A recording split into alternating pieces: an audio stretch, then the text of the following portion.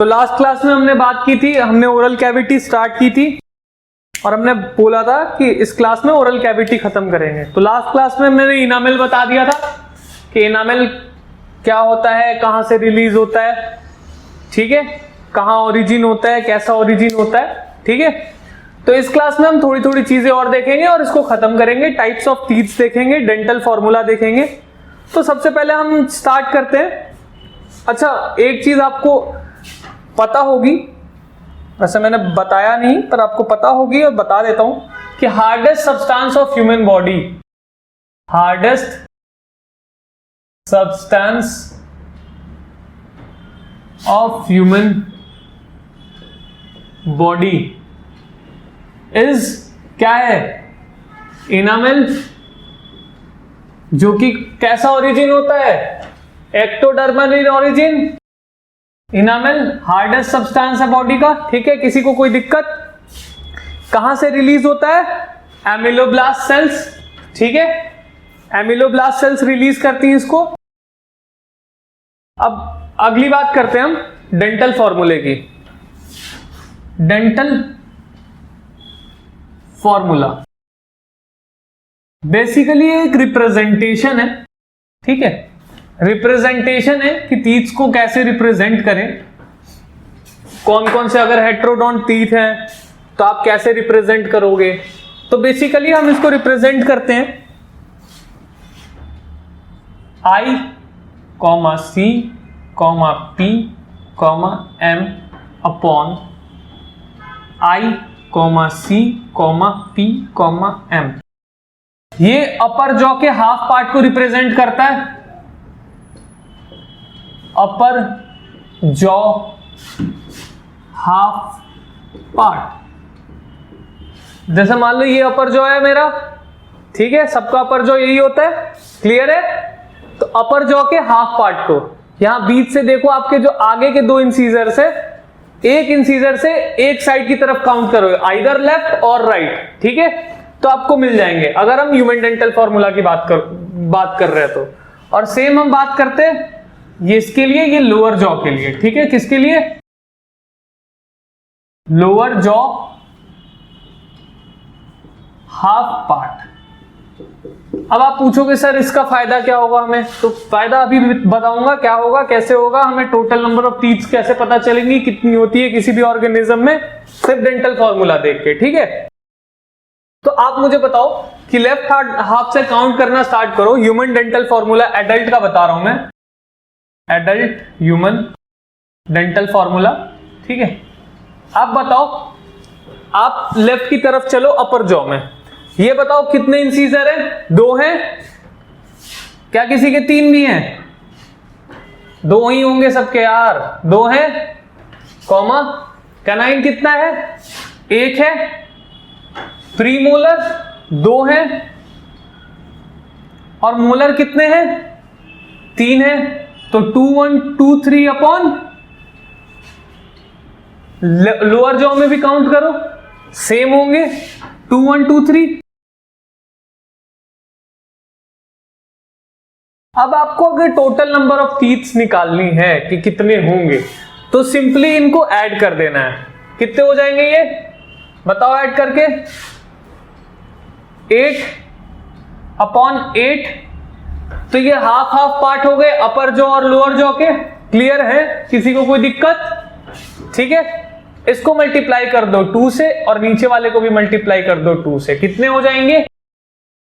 16 upon 16। ये half ही लिया हमने, फुल जॉ का लेने के लिए क्या करेंगे? 2 से मल्टीप्लाई कर देंगे, ठीक है। तो 16 अपॉन 16 मतलब 16 अपर जॉ में है और 16 लोअर जॉ में है। तो इनको ऐड कर देंगे तो टोटल नंबर ऑफ टीथ निकल जाएंगे, निकल जाएंगे ना। तो 16 प्लस 16 इज इक्वल टू 32। क्या ह्यूमन एडल्ट में 32 टीथ होते हैं? तो डेंटल फॉर्मूला क्या होता है? ICPM अपॉन ICPM, ठीक है, क्लियर है बात? किसी को कोई कंफ्यूजन?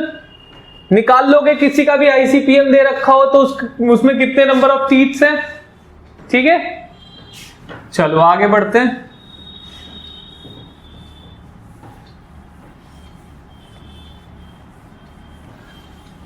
लास्ट क्लास में मैंने आपको बताया था कि टीथ को 3 पार्ट में डिवाइड किया है, क्राउन, नेक और रूट। ठीक है, तो crown remain capped with hard enamel form principally of calcium phosphate. जो क्राउन जो होता है, ये मान लो टीथ है, तो इसका जो क्राउन है ये हार्ड इनामेल से बना होता है, जो कि किस चीज का बना होता है? Calcium phosphate. क्लियर है?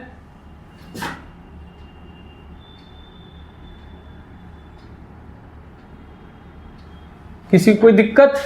ये जो हार्ड इनामेल है, ऊपर की जो कवरिंग है, ये किस चीज की बनी होती है?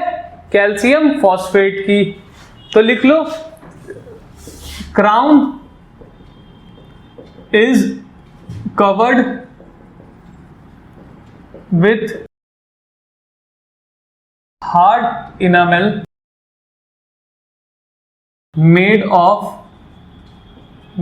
Up of calcium phosphate. चीजें समझ आ रही हैं? क्लियर है? चलो अब देखो, एक छोटी सी चीज है, एक टर्म आता है कस्प। क्या होता है कस्प? पता है?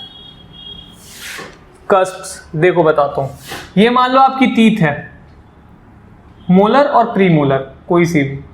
ठीक है, ये जो उभार है ना, ये ऊपर की साइड में आप फील भी कर सकते हो अपने टंग के थ्रू। ठीक है, ये जो उभार है इसको कहते हैं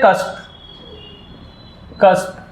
तो क्या आपके इंसीजर में कस्प प्रेजेंट है? देखो, नहीं है। कनाइन में 1 है, प्रीमोलर में 3 है, और मोलर में 5 से 6 भी हो सकते हैं। ठीक है, तो कोई दिक्कत है इसमें? कस्प समझ में आ गया क्या है?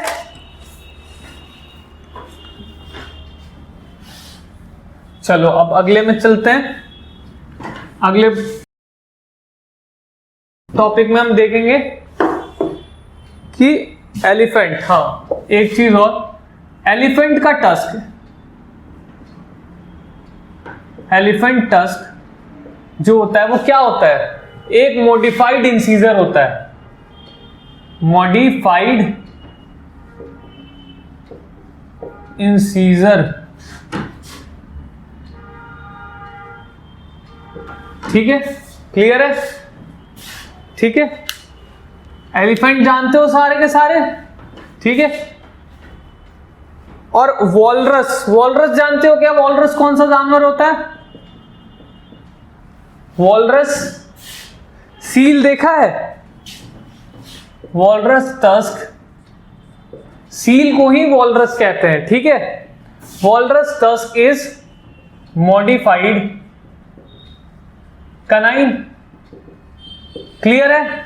कोई प्रॉब्लम? अच्छा ये बताओ, बर्ड्स में क्या टीथ होते हैं प्रेजेंट? नहीं होते हैं। क्या होते हैं? टीथ की जगह पे बीक्स होते हैं। ठीक है, एक और चीज इसमें लिख लो, teeth of armadillo, teeth of armadillo, teeth of armadillo and sloth bear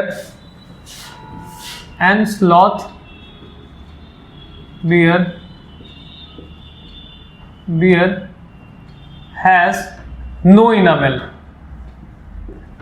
इनमें आउटर कवरिंग नहीं होती है। ठीक है, क्लियर है बात? अच्छा अब हम देखेंगे टाइप्स ऑफ टीथ, किस किस तरह के टाइप्स होते हैं, क्लासिफिकेशन देखेंगे टीथ्स की। ठीक है, तो सबसे पहले लिखेंगे टीथ्स की क्लासिफिकेशन देखेंगे on the basis of position. ठीक है, तो क्लासिफिकेशन ऑफ टीथ्स पे चलते हैं। क्लासिफिकेशन ऑफ टीथ, क्लियर है? पहला, on basis of position. Position क्या है उसके बेसिस पे, ऑन बेसिस ऑफ पोजीशन पहले क्लासिफाई करेंगे।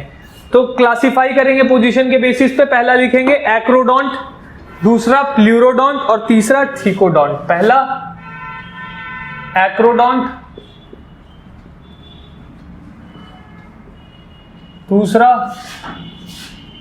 प्लूरोडोंट और तीसरा थीकोडोंट। क्लियर है? किसी को कोई परेशानी?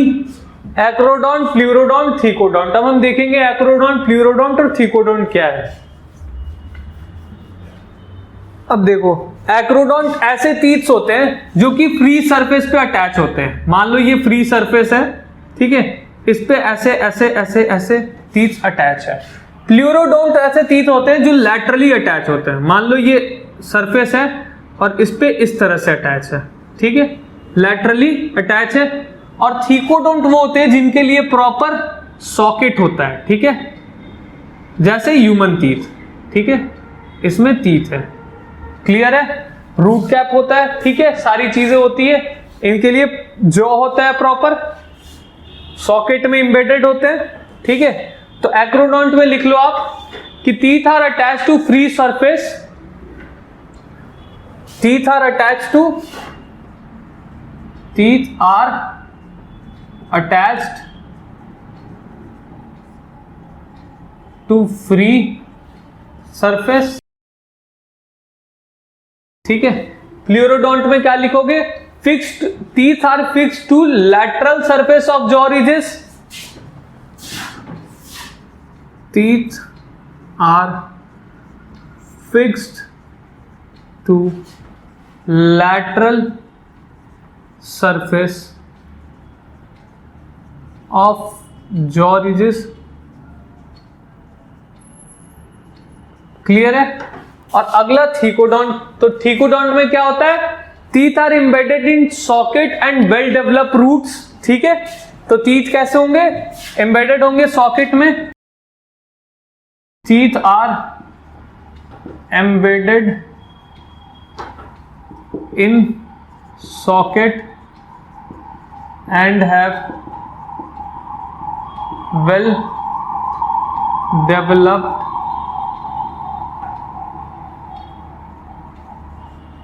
roots। क्लियर है? कोई दिक्कत?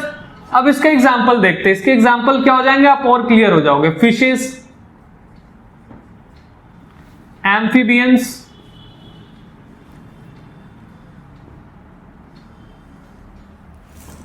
ठीक है। अगला प्लूरोडोंट, ठीक है। इसके एग्जांपल फैंजेस ऑफ स्नेक्स, स्नेक के जो आगे के दो दांत होते हैं, ठीक है, फैंजेस ऑफ स्नेक्स,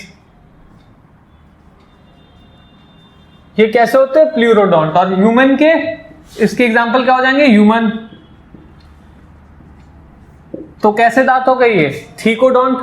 आ गया समझ में? जो जॉ में एम्बेडेड होते हैं सॉकेट में, वो थीकोडोंट होते हैं। अगला क्लासिफिकेशन देखेंगे on the basis of enamel and dentition, ठीक है, इनामेल एंड डेंटेशन के बेसिस पे।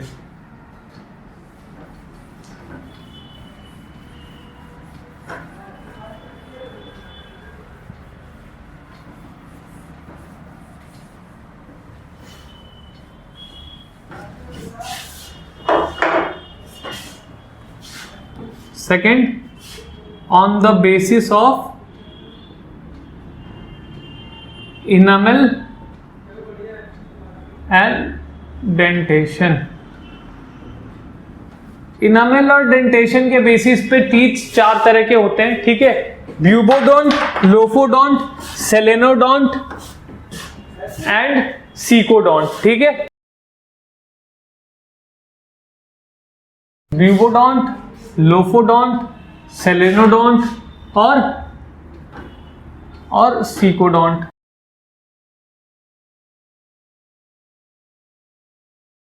ब्यूबोडोंट, लोफोडोंट,